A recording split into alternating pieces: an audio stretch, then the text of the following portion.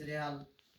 এরপর এই দামি কোরআনের সাথে একটা কাপড়ের একটা তৈরি একটা পোশাক, যেটাকে আমরা গিলাফ বলি, এটা কোরআন কি দাম বাড়িয়ে দিয়েছে।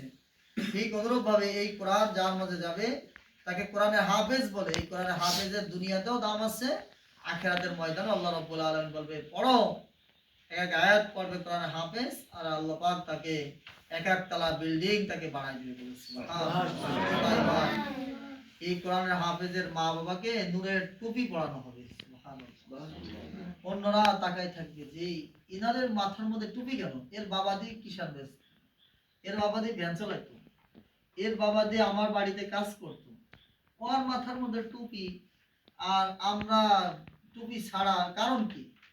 তখন কিছু কিছু ফেরেশতারা উত্তর দিবে যে ওদের ছেলেরা তাদের সন্তানদেরকে তারা কষ্ট করে পড়িয়ে তাদেরকে কোরআনের হাফেজ বানিয়েছে, এই জন্য আল্লাহ পাক তাদেরকে এই সম্মান আজকে দান করছেন।